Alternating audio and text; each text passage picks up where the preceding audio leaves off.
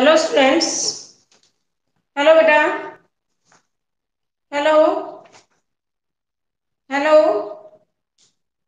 हाँ, मेरी आवाज आ रही है आप लोगों को? हाँ जी। काम कल का कर लिया आपने? हेलो। एक तो जब आपको कहा जाए ना कि आप म्यूट करके बैठो तभी म्यूट किया करो। ऐसे म्यूट करके मत बैठा करो बेटा। होमवर्क उतार लिया आपने कल का? हेलो। हाँ जी। अपना काम रिटर्न वर्क कंप्लीट रखना। ओके। ठीक है, जल्दी ही स्कूल खुल जाएंगे और स्कूल खुलते ही आपका काम चेक होगा सारा। अब हम चलते हैं आगे अपने टॉपिक पर। ठीक है।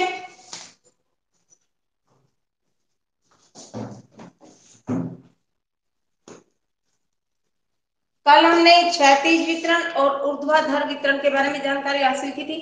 आज उससे नेक्स्ट टॉपिक को करेंगे। आप भी अपनी एनसीईआरटी बुक का पेज नंबर आपका है 8 ओपन कीजिए। Lesson fast, page number 8, lesson fast. Okay, have you open? Book खोल लिया आपने सभी ने? हाँ जी। आप देखते हैं, हम अपने टॉपिक पर आइए। सत्ता की साझेदारी के रूप हम कल पढ़ रहे थे। हमने पढ़ा नियंत्रण और संतुलन की व्यवस्था तक। ठीक है। नेक्स्ट हमारा टॉपिक है कि सरकार के बीच भी विभिन्न, टॉपिक है सत्ता की साझेदारी के रूप। पहले हमने इसको पढ़ा कि ये नियंत्रण और संतुलन की सरकार है। दूसरी बार हमने पढ़ा कि ये इसका बंटवारा समान रूप पे प्रांत और स्थानीय लेवल पर भी हो सकता है। सेकंड स्टैंजा देखिए इसका। सरकार के बीच भी विभिन्न स्तरों पर सत्ता का बंटवारा हो सकता है, जैसे पूरे देश के लिए एक सामान्य सरकार हो और प्रांत या क्षेत्रीय स्तर पर अलग अलग हो। प्रांत और क्षेत्र का मतलब समझते हो? राज्य वाइज अपने अपने क्षेत्र की सरकारों को क्षेत्रीय सरकार भी बोलते हैं, प्रांतीय सरकार भी बोलते हैं और राज्य सरकार भी कहते हैं।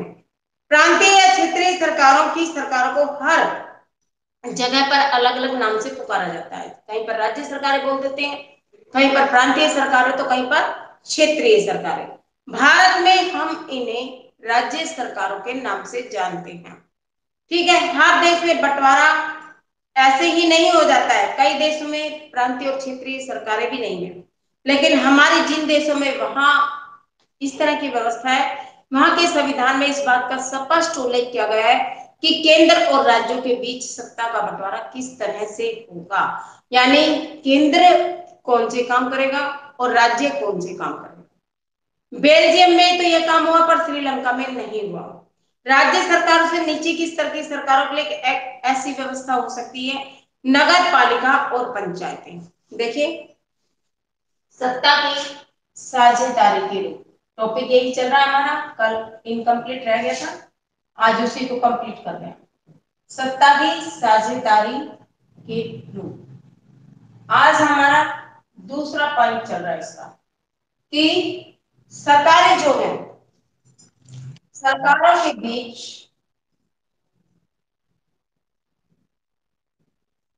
सत्ता का विभिन्न स्तरों पर विभाजन।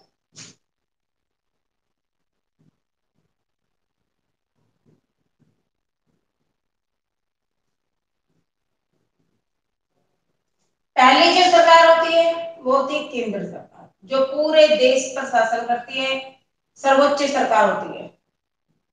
दूसरी जो सरकार है ये होती है राज्य सरकार। किसी जगह इसको प्रांत, किसी जगह क्षेत्रीय सरकारें बोल देते हैं।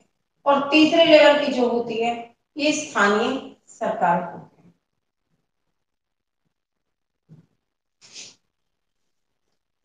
है। नगर पालिका और पंचायतें इसमें आती हैं, स्थानीय सरकार। नगर पालिका कल भी कराया था मैंने ये टॉपिक और आज भी करा है। नगर पालिका और पंचायत ये पूरे देश के लिए एक सरकार है केंद्र में, और ये क्षेत्रों की। तो इस हिसाब से सरकार का में सत्ता का विभाजन हुआ है। ठीक है, अगले अध्याय में हम इस पर विस्तार से चर्चा करेंगे। इन सारे टॉपिक को अगले लेसन में खोल कर दिया गया है। अगला तीसरा टॉपिक जो सत्ता का बंटवारा विभिन्न सामाजिक समूहों के बीच, ये दूसरा पॉइंट था। तीसरा आपका आता है सत्ता का विभाजन विभिन्न सामाजिक समूहों के बीच। देखो, सत्ता को यानी सरकारों को किस तरह से छोटी दूसरी इकाइयों में बांटा गया है। पहले अंगों के रूप में बांटा गया, 3 अंगों में उसकी शक्ति को बांट दिया गया ताकि काम सही ढंग से चले, व्यवस्था बनी रहे, सरकार का एक दूसरे सरकारों पर नियंत्रण रहे। पहला पॉइंट था। सेकंड पॉइंट, विभिन्न स्तरों पर सरकारों का विभाजन, सरकारों के रूप का लेवल के स्तर पर बांट दिया गया। पहली केंद्र सरकार, दूसरी राज्य सरकार है और तीसरी स्थानीय सरकार है। अब आता है समाज में, देश में कई तरह के सामाजिक समूह रहते हैं, तो उनके बीच सत्ता का विभाजन कैसे किया गया है। तो इसमें क्या है, सत्ता का बंटवारा विभिन्न सामाजिक समूह। कौन कौन से सामाजिक समूह? कोई भाषा के आधार पर, कोई धर्म के आधार पर भी हो सकता है। बेल्जियम में सामुदायिक सरकार इस व्यवस्था का अच्छा उदाहरण है। वहां पर भाषा के आधार पर सामुदायिक सरकार का गठन किया गया। कुछ देशों के संविधान और कानून में इस बात का प्रावधान है कि सामाजिक रूप से कमजोर समुदाय और महिलाओं को विधायिका और प्रशासन में हिस्सेदारी दी जाए। हम कहते हैं ना यहाँ पर कि विभाजन विभिन्न सामाजिक समूहों के बीच किया जाए, तो महिलाओं को राजनीति में हिस्सा दिया जाए, स्थायित्व प्रदान किया जाए, ताकि वो भी अन्य क्षेत्रों की तरह राजनीति में आ सके, अपना नाम कमा सके। और जब महिलाएं राजनीति में पहुंचेगी तो इससे लोगों को, महिलाओं को फायदा होगा विशेषकर, तो क्योंकि वो अपने से संबंधित मुद्दों को वहां पर अच्छे ढंग से पेश कर पाएंगी और उनका सोल्यूशन भी निकलेगा। जैसे कई बार घरेलू हिंसा होती है, महिलाओं के साथ शोषण होता है, अत्याचार होता है, भ्रूण हत्याएं जैसी समस्याएं होती हैं, तो ये सब महिलाएं जब तक राजनीति में खुद से नहीं जुड़ेंगी तब तक इन समस्याओं को बिल्कुल निजात नहीं किया जा सकता है। पिछले साल हमने अपने देश में प्रचलित आरक्षित चुनाव क्षेत्र वाली ऐसी ही व्यवस्था के बारे में पढ़ा था। इस तरह की व्यवस्था विधायिका और प्रशासन में अलग अलग सामाजिक समूहों को हिस्सेदारी देने के लिए कही जाती है, ताकि लोग खुद को शासन से अलग ना समझे। अगर हम इस पॉइंट को कहते हैं कि सत्ता का विभाजन विभिन्न सामाजिक समूहों के बीच करने की क्या जरूरत है?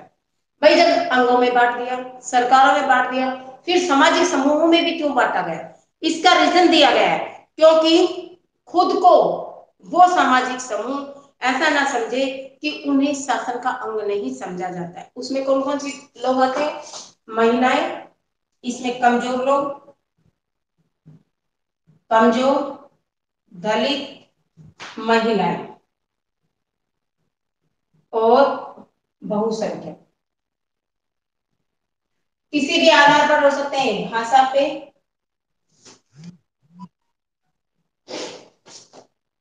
भाषा के आधार पर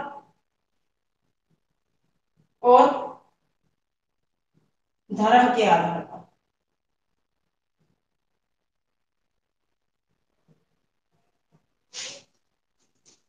ठीक है, हेलो, हाँ जी, सुन रहे हो ना आप लोग?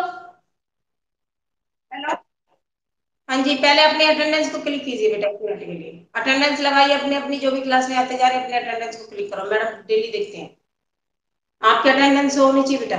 जो क्लास में आए बच्चे अपने अटेंडेंस पे क्लिक करो। ठीक है, अल्पसंख्यक समुदाय को भी इसी तरीके से सत्ता में उचित हिस्सेदारी दी जाती है। यानी यहाँ पर हमने बहुसंख्यक लिखा था, यहाँ अल्पसंख्यक भी कर सकते हैं। इससे बिल्कुल क्लियर हो जाएगा कि कोई दबाए ना कम समुदाय के लोगों को। सामाजिक विविधताओं को शासन में भागीदारी देने के अलग अलग तरीकों पर हम अध्याय 30 में यानी तीसरे लेसन में उसका जिक्र होगा। आप चौथा पॉइंट आता है सत्ता के बंटवारे का एक रूप हम विभिन्न प्रकार के दबाव समूह और आंदोलनों द्वारा। चौथा पॉइंट है विभिन्न प्रकार के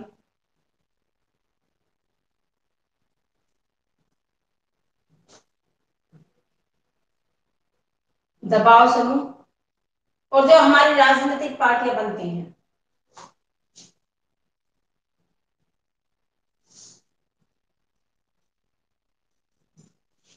उनके रूप में। ठीक है,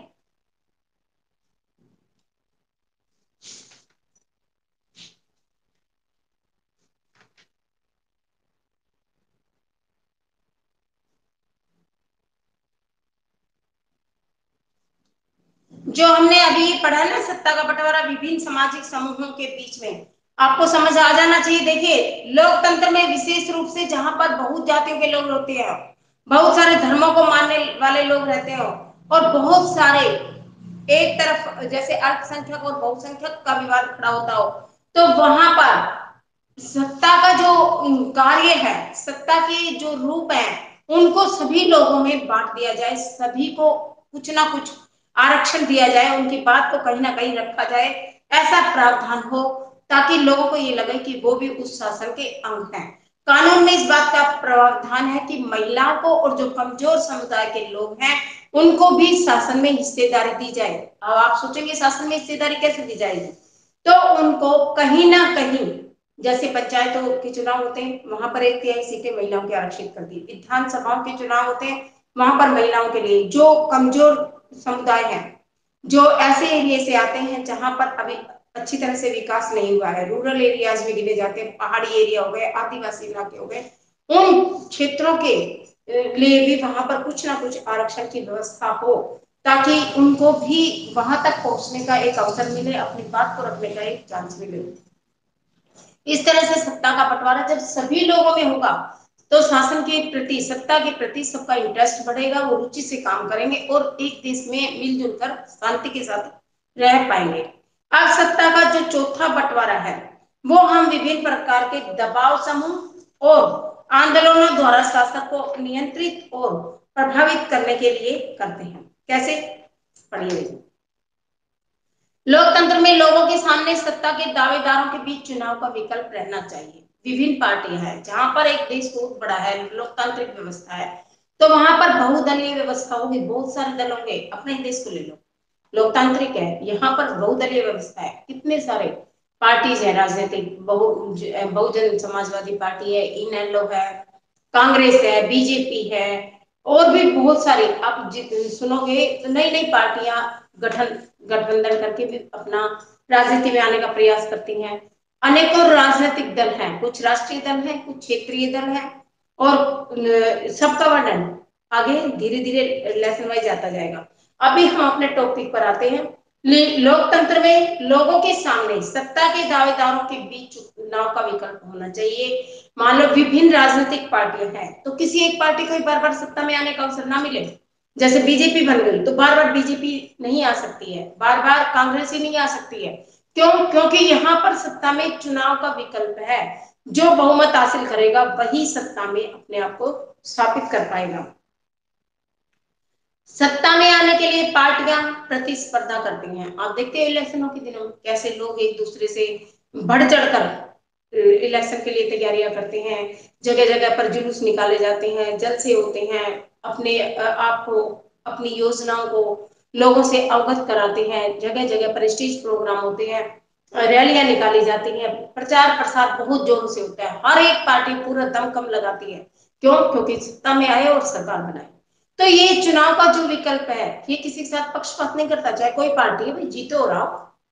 तो इस तरह से सत्ता के बंटवारे का ये रूप है। विभिन्न राजनीतिक दलों के बीच में जितने भी देश में पार्टियां हैं सबको अवसर मिलता है। बात बस इतनी सी है कि जो बहुमत ले लेगा वो सत्ता में आएगा। सत्ता एक व्यक्ति या समूह के हाथ में नहीं रहती है इस तरह से। मान लो एक ही पार्टी है, बार बार वही जीतती है, उसी की सरकार बने, तो ऐसा कभी नहीं होता। और ना ही किसी एक संस्था के हाथ में होती है, सभी को चांस मिलता है। सत्ता बारी बारी से अलग अलग विचारधारा और सामाजिक समूह वाली पार्टियों के साथ आती जाती रहती है, किसी एक के लिए ये बिल्कुल नहीं बनी है। देखो, पहले यहाँ पर कांग्रेस की सरकार थी, अब आई बीजेपी की, अगले चुनाव होंगे तो ना जाने किसकी सरकार आएगी।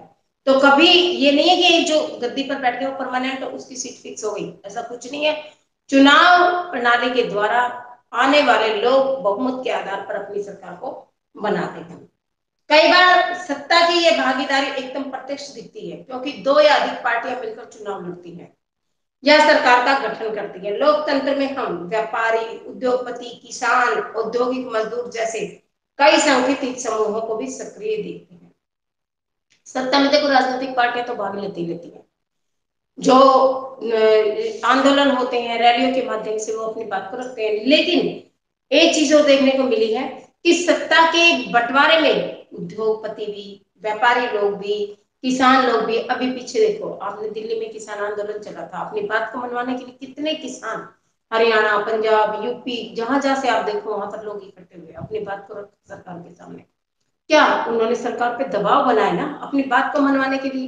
तो राजनीति में किसी न किसी तरह से अपने कार्य को तो किया ना भाई, अपनी बात रखी, सत्ता तक पहुंचे, वहां प्रेशर बनाया, अपनी बात को मनवाने की कोशिश की। अब कितनी उनकी शर्तें मानी गई, तो सत्ता पर इसका असर तो जरूर पड़ा ना। और लोगों को ये भी लगा कुछ बातें मानी गई तो हम इस शासन के अंग हैं। सरकार की विभिन्न समितियों में सीधी भागीदारी करके या नीतियों पर अपने सदस्य वर्ग के लाभ के लिए दबाव बनाकर ये समूह भी सत्ता में भागीदारी करते हैं। भागीदारी का मतलब केवल ये नहीं होता कि जो गद्दी पर बैठ गया वो शासन करे। भागीदारी का मतलब ये होता है कि आप उसमें इंटरेस्ट ले रहे हो, आप उससे जुड़े हुए हो, अपने किसी ना किसी काम के लिए, किसी ना किसी बात के लिए दबाव बनाने की भी कोशिश करते हो, उनके टच में भी आने की कोशिश करते हो, सरकार के साथ वार्तालाप होता है, उनके साथ जुड़े हुए हो, तो भी वो आपकी भागीदारी है। अगर जो इंटरेस्ट ले रहा है, जो सरकार के साथ अपनी बातों को मनवाना चाहता है, तो कहीं ना कहीं सरकार के कनेक्शन में है ना, वार्तालाप तो कर ही रहा है। हेलो, समझ आ रहा है बेटा आपको? अध्याय 4 में हम राजनीतिक दल, दबाव समूह और सामाजिक आंदोलनों की जो कार्य प्रणाली है उस पर जोर देंगे। रीडिंग आपकी खत्म हो गई। अब इसी पॉइंट को हम चारों को एक बार दोबारा से करते हैं। देखिए, पहला जो मैंने बताया था, नियंत्रण और संतुलन की सरकार। सबसे पहले नियंत्रण और संतुलन की सरकार क्यों कही जाती है? क्योंकि इस पर विभिन्न प्रकार की जो सत्ता के अंग है तीन, विधायिका, न्यायपालिका और कार्यपालिका, इसको क्षैतिज वितरण कहते हैं हम। इन तीनों में सत्ता का बंटवारा कर दिया जाता है। सरकार के सारे अंग अपने अपने स्तर पर काम करते हैं, लेकिन एक दूसरे की बातों में कभी दखल अंदाजी नहीं करते। हाँ, कहीं लगता है कि एक ज्यादा बलवान होने की कोशिश कर रहा है, शक्तिशाली होने की कोशिश कर रहा है, दूसरों से अपने आप को ज्यादा प्रभावशाली बनाना चाहता है, तो उसके कार्यों पर, उसकी गलत नीतियों पर दूसरे अंग जो है वो रोक लगा सकते हैं। किसी भी एक अंग को असीमित शक्तियों का प्रयोग नहीं करने दिया जाता, जिससे यहाँ सत्ता में संतुलन बना रहता है। कौन है ये अंकुश? क्या बात है बेटा? हेलो, हाँ जी। पूजन, हेलो पूजन। कल आप पूरा दिन क्लास में एक्टिव रहे, पूरा दिन, क्योंकि आपको पता ही नहीं होता कि आप क्लास में ज्वाइन हुए हो, हटे हो। आप तो अपने आते हो क्लास में, अपने इसको लगाया फोन को और पार। आपको यही नहीं पता होता मैंने क्लास कब ली और कब छोड़ी है। आप तो टाइम पे इसको लगा के खड़े हो जाते हो। आपको अब मैं बोल रही हूँ, सुन रहा पूजन? हेलो, हेलो, नाम देना पड़ेगा आज मुझे स्कूल में। ऐसे आप लोग आते हो, मैं बार बार बोलती रहती हूँ क्लास को लीव आउट कर दो। आज कल एक बच्चे के पीछे पूरे दिन क्लास एक्टिव रही है, इसके पीछे अभी भी ये क्लास में नहीं है। हेलो पूजन, अभी इसके व्हाट्सएप पे मैसेज डालती हूँ। दूसरा पॉइंट है विभिन्न स्तरों पर सत्ता का बंटवारा। विभिन्न स्तर कौन से? सरकार के तीन स्तर, पूरे देश के लिए एक सामान्य सरकार हो, प्रांत क्षेत्र पर अलग सरकार हो, और इसमें नगरों में और गांव में दूसरी तीसरी सरकार हो। इसे हम संघ सरकार या केंद्र सरकार कह सकते हैं, जहां पर इस तरह की प्रणाली हो। फिर आती है विभिन्न सामाजिक समूहों के बीच सत्ता का बंटवारा। सामाजिक समूह कैसे? जो कमजोर लोग हैं, दलित लोग हैं, आदिवासी लोग हैं या महिलाएं हैं, उनको सत्ता में आने का अवसर दिया जाए। सत्ता की साझेदारी का मतलब यही है कि सत्ता की कोई समस्या है, लोगों की कोई अपनी समस्या है, उसको वो सत्ता तक पहुंचाए, उसका वहां पर सुलझेड़ा हो, निदान हो। तो एक तरह से वो भागीदारी है उनकी कि भाई वो सरकार से जुड़े हुए हैं, भाग ले रहे हैं सरकारी कामों में, सरकारी कामों में हस्तक्षेप कर रहे हैं, या सरकारी नीतियों को मानते हुए वो अपने किसी काम को करवाना चाहते हैं, प्रेजेंट बनाना चाहते हैं मीडिया के थ्रू। कई बार देखो बड़े बड़े आंदोलन होते हैं, सीधी तरह से बात नहीं मानी जाती, तो वहां पर प्रेस वाले भी पहुंचते हैं, मीडिया वाले भी पहुंचते हैं, लोगों तक सरकार की नीतियां भी जाती हैं और उन नागरिकों की भी जाती हैं जो दबाव बनाकर वहां पर आंदोलन छेड़े बैठे होते हैं। तो इस तरह से सत्ता प्रभावित तो होती है ना, सत्ता में चर्चा तो होती है, रात दिन सरकार भी उनकी तरफ आकर्षित होती है, उनकी बातों पर चर्चा होती है, विचार विमर्श होता है कि किस तरह से इनकी समस्याओं का निदान हो। तो इस तरह से वो सत्ता के साथ कहीं ना कहीं किसी न किसी रूप में भागीदार तो हुए ना। इसी तरह से विभिन्न राजनीतिक पार्टियां हैं, दबाव समूह है और छोटे छोटे कई आंदोलन है जो अपनी बात को मनवाने के वशीभूत मनवाने के कारण भी वो किसी न किसी तरह सत्ता से जुड़ते हैं। तो देखिए आज आपका फर्स्ट लेसन लगभग कंप्लीट ही हो गए, कंप्लीट ही हो गए लगभग क्या, ठीक है। इससे संबंधित जो भी क्वेश्चंस आपके बन रहे हैं, कुछ तो मैंने भेज दिए और कुछ मैं सीआरएफ से भेज दूंगी, ठीक है। आप अपने क्वेश्चनों को लिख लेना, ठीक है बेटा। इसकी एक्सरसाइज भी है, मैचअप भी है, आपको सारे करने हैं। हेलो हेलो, हाँ जी एक्सरसाइज तो अभी कर लेते हैं। पेंसिल लेके बैठे हो तो देखो, पेंसिल लेके बैठे हो तो देखो बेटा, पहला क्वेश्चन है आधुनिक लोकतांत्रिक व्यवस्था में सत्ता की साझेदारी के अलग अलग तरीके क्या है। यहाँ पर सारे क्वेश्चन है 4 तक। 5वें में युक्ति परक कारण बताया गया है, इसमें से आपको पढ़कर निकालना है। 6ठे में पक्ष विपक्ष में तर्क देने हैं। 7वें में बेल्जियम में किस तरह से समस्या का समाधान हुआ, उसके ऑप्शन पढ़कर यहाँ पर आंसर देना है। श्रीलंका और बेल्जियम की सत्ता में साझेदारी व्यवस्था के बारे में निम्नलिखित बयानों पर चर्चा करें। तो ये उसमें मिला नहीं, जैसे बेल्जियम में डच भाषी बहुसंख्यकों ने फ्रेंच भाषी अल्पसंख्यकों पर अपना प्रभाव जमाने का प्रयास किया। अगला, सरकार की नीतियों ने सिंगली भाषी बहुसंख्यकों का प्रभुत्व बनाए रखने का प्रयास किया। और तीसरा है अपनी संस्कृति और भाषा को बचाने और शिक्षा तथा रोजगार में समानता के अवसर के लिए श्रीलंका के तमिलों ने सत्ता को संघीय ढांचे पर बांटने की मांग की। बेल्जियम में एकात्मक सरकार की जगह संघीय शासन व्यवस्था लाकर मुल्क को भाषा के आधार पर टूटने से बचा लिया गया। ऊपर दिए गए बयानों में से कौन सा सही है, आप बताओ कौन सा सही है, बताओ बताओ कौन सा सही है, पढ़ के इसको थोड़ी सी देर। पहले वाला,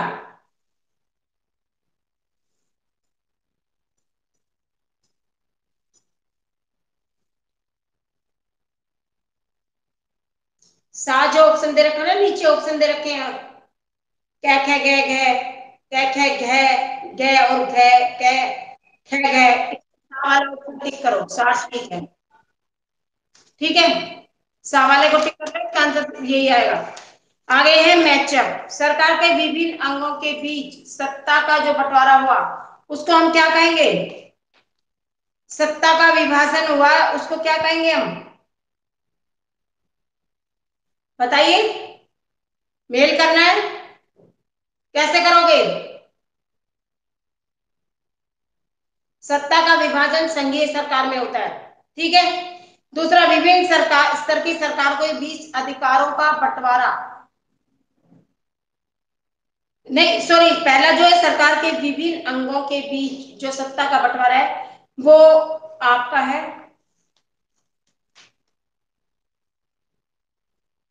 इधर दे रखा सामुदायिक सरकार, अधिकारों का वितरण, गठबंधन सरकार। अंगों के बीच जब होगा, विभिन्न अंकों से विधायिका, कार्यपालिका और न्यायपालिका, तो यहां पर हम क्या करेंगे, अधिकारों का वितरण। दूसरे में विभिन्न स्तर की सरकारों के बीच बंटवारा होगा संघीय सरकार में। विभिन्न सामाजिक समूहों के बीच सत्ता की साझेदारी सामुदायिक सरकार। दो से अधिक दलों के बीच सत्ता की साझेदारी क्या कहलाती है? गठबंधन की सरकार। जब दो दल मिल जाते हैं तो वहां पर गठबंधन की सरकार बनती। मान लो किसी एक दल को बहुमत नहीं मिला और उसकी सरकार नहीं बन पाई, कुछ एक वोटों से वो रह गया, तो दूसरा दल अगर उसको अपने वोट दे देता है, उसके साथ समर्थन दे देता है, तो दो दल मिलकर सत्ता में आने की कोशिश करते हैं, जिसे हम कहते हैं गठबंधन की सरकार। आज आपका फर्स्ट चैप्टर कंप्लीट हो गया बिल्कुल। इससे संबंधित जो भी क्वेश्चन है वो भेज दूंगी, सारे आपने लिख लेने हैं और साथ साथ याद करते रहो। देखो, अगर आप इस लेसन की रीडिंग करते हो तो आपको ये मुश्किल लगता, समझ नहीं आता, क्योंकि पॉलिटिकल के लेसन कुछ बिल्कुल इजी है तो कुछ थोड़े से कंफ्यूजिंग से है। समझ पढ़ने के बाद, समझने के बाद और रीडिंग के बाद ही आएगा। अब आगे आपको समझ पहला लेसन। हेलो, अगर खुद से पढ़ते तो ये लेसन नहीं आता और अभी भी आपको इसको 2 बार 3 बार देखने की जरूरत है। इस लेसन को 2-3 बार फिर से पढ़ना आपने, ठीक है बेटा? और जब कोई समस्या हो, कोई क्वेश्चन आंसर कहीं आपको दिक्कत हो रही हो किसी और चीज को समझने में, तो आप पूछा करो उसको, पढ़ा करो, तभी तो समझ आएगा। जब आप घर पे पढ़ोगे तभी तो आपको पता लगेगा कि मेरे को यहाँ प्रॉब्लम आई, ये चीज समझ नहीं आई। नेक्स्ट डे आते पूछो पहले उसको, आगे बढ़ने से पहले अपना वो जो भी टॉपिक है उसको क्लियर करो, फिर आगे बढ़ो। नहीं तो वो तो आपको माइंड में चलता ही रहेगा और अगले पे आ जाओगे, वो अधूरा सा रहेगा, फिर वो आगे कुछ टाइम बाद भूल भी जाओगे। कितने ही रट्टे मार लो, याद रहेगा केवल समझा हुआ। समझ के जो बच्चा याद कर रहा है उसको याद रहेगा, इसलिए ट्राई करो समझने की। एक बार याद नहीं होता, समझ के दोबारा समझो उसको, तिबारा समझो उसको। आपके पास ये वीडियो भेजी जाती है सीआरएफ में, इसको बार बार खोल के देखो। मुझसे पूछते हुए आपको थोड़ा सा महसूस होता है, शर्म आती है। वैसे तो पढ़ने में किस चीज की शर्म, एक बार नहीं 10 बार पूछो, हम बताने के लिए खड़े हैं। फिर भी आपके पास ये वीडियो होती है परमानेंट, आप इसको कभी भी देखकर, किस लिए हम रिकॉर्डिंग भेज रहे हैं, वे आप इसको जहां से अटकते हो वहां से इसको दोबारा सुन लो, वहां से आपके टॉपिक क्लियर हो। हमने खाना पूर्ति नहीं करनी है बेटा, टाइम धीरे धीरे हाथ से निकलता जा रहा है और पेपर अपने टाइम पे होंगे। ये नहीं पूरा साल ही करना रहेगा, बस डाउन आ गया, महीने 15-20 दिन में आपके पास नोटिस भी आ जाएगा कि स्कूल खुल गए हैं। एक तो आप बहुत कम बच्चे रेगुलर हो रहे हो, बहुत कम जुड़ते हैं, 15-16 रह जाते हैं, नहीं।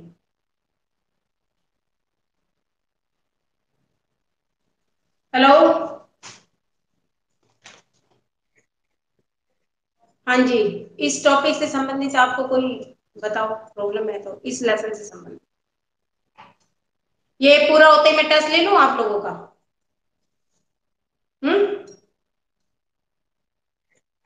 चलो ठीक है, मंडे को आपका इस लेसन का टेस्ट लिख लेना। आज सैटरडे है ना, पूरे लेसन के सारे क्वेश्चन आंसर जो भी बनते हैं आज मैं भेज दूंगी। आपने देखने, एक एक बच्चे को मैं यहाँ लेकर सुनूंगी और मैं टेस्ट का पैटर्न बनाकर टेस्ट लूंगी। चाहे मैं लूं आपका ऑब्जेक्टिव टाइप, इस लेसन का टेस्ट लिख लो आप मंडे के, तभी पता लगेगा कौन पढ़ रहा है कौन नहीं पढ़ रहा। मेरे को लगता है यहाँ तो आप बैठ जाते हो आके, फिर इसके बाद आपकी बुक्स का ये बताते हैं पूजन जैसा, चला के इसको ये नहीं पता मैं कहाँ हूँ, मैं 2-3 दिन से इसको नोटिस कर रही हूँ। हेलो पूजन, पूजन, आवाज सुन रही है मेरी? आज मैडम के पास इसका नाम नोटिस करके देती हूँ कि फोन चला के चला जाता। हाँ जी, एक बार सभी अपनी अटेंडेंस लगाओ। प्रीति, बोलो आप हो यहाँ पे? ये पता लगे ना क्लास छोड़ के कौन कौन भाग रहा, म्यूट करके, पूजन डेली म्यूट करके चला जाता है। और कौन है? अनुज,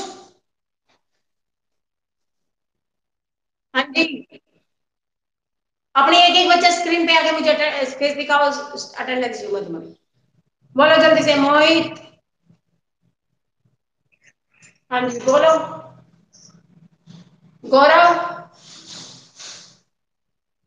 गौरव, हाँ जी, संजना, संजना, निशांत, संजना नहीं है आज क्लास में है ना, फोन लगा के म्यूट करके बाहर है। प्रेरणा, प्रेरणा, दीप, अंजलि, मैं जिनका नाम बोल रही हूँ और मुझे रिप्लाई नहीं आ रहा ना, उनके नाम लिख के मैं मैडम को दूंगी आज, कि क्लास में बच्चे फोन को चला के म्यूट करके बाहर होते हैं क्लास से। अंजलि, दीप,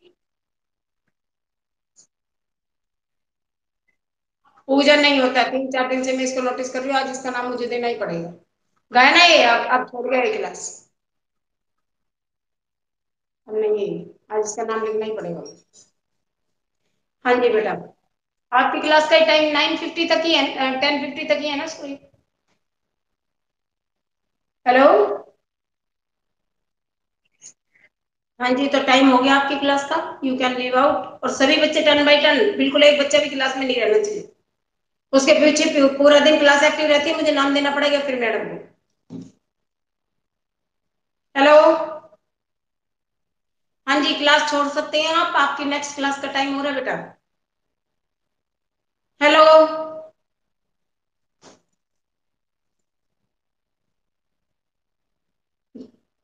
संजना और दीप। हेलो। संजना, दीप और प्रेरणा।